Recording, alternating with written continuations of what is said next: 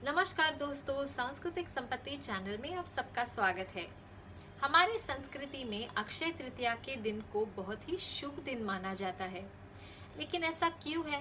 क्या इसके पीछे कोई साइंटिफिक कारण है? चलिए इस वीडियो में इसे जानने की कोशिश करते हैं।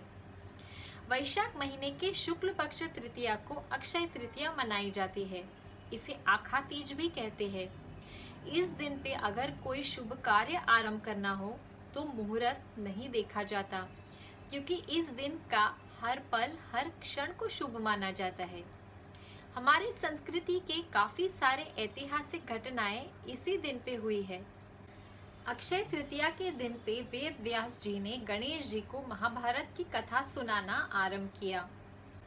इसी दिन पे सबसे पवित्र नदी गंगा नदी धरती पर प्रकट हुई।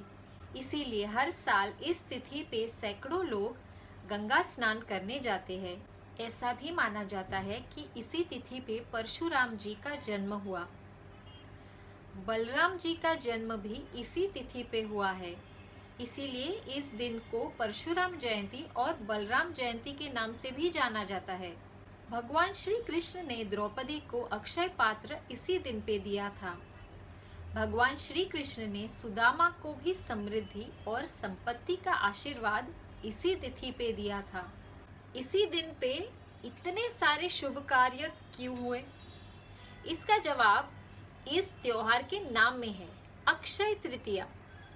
अक्षय मतलब जिसका कोई क्षय नहीं है, दैट विच इज इम्पेरिशेबल और इटर्नल।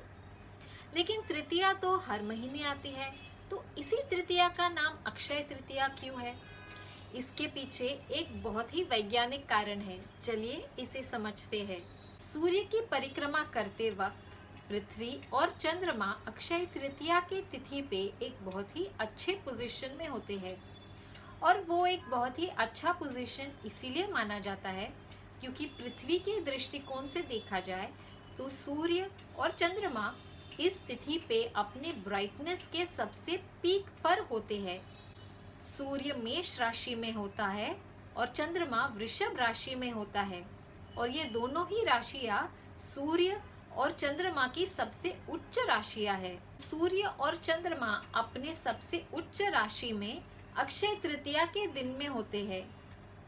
सूर्य से हमें फिजिकल स्ट्रेंथ मिलती है और चंद्रमा से हमें मन की शांति मिलती है।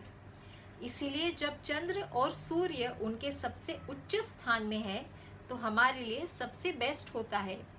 इसीलिए इस पूरे दिन को शुभ माना जाता है, क्योंकि पृथ्वी पे सूर्य और चंद्रमा की सबसे ब्राइटेस्ट रेज ये पूरे दिन पहुंचती है। इससे पूरी सृष्टि में जो काइनेटिक एनर्जीज है वो एक्टिवेट होती है। तो ऐसा मान लीजिए कि पूरी सृष्टि में पॉजिटिव एनर्जी का भंडार है, और ये सिर्फ एक ही दिन के लिए होता है, अक्षय तृतीया के दिन पे। इसलिए लोग इस दिन पे नया कार्य करने की कोशिश करते हैं।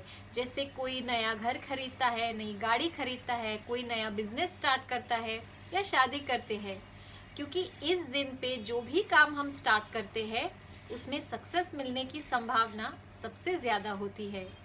अक्षय तृतीया का दिन ये मटीरियलिस्टिक और स्पिरिचुअल ग्रोथ के लिए बहुत ही अच्छा माना जाता है। अन्नपूर्णा देवी ये इसी दिन पे धरती पर प्रकट हुई थी। इसीलिए इस दिन पे अन्नदान करना या चैरिटी करना ये बहुत ही उत्तम समझा जाता है। कुबेर जी को अक्षय तृतीया के ही दिन पे ये देवताओं का ट्रेजरर अपॉइंट किया गया था। इसीलिए इस दिन पे सोना खरीदने का रिवाज है। फार्मिंग कम्युनिटी में इस दिन पे नए बीज बोए जाते हैं, खास करके खरीफ क्रॉप्स के बीज बोए जाते हैं, इस उम्मीद से कि इस दिन पे आरंभ किए गए इस कार्य में अच्छे रिजल्ट्स मिलेंगे। जगन्नाथपुरी के जो फेमस रथ है, ये रथ बनाने का शुभ काम इसी दिन से आरंभ होता है। तो आप इस अक्षय तृतीया को क्या करेंगे, हमें नीचे कमेंट्स में बताइए, और इस वीडियो को अपने दोस्तों के साथ शेयर कीजिए। सनातनी रहिए, खुश रहिए। नमस्कार।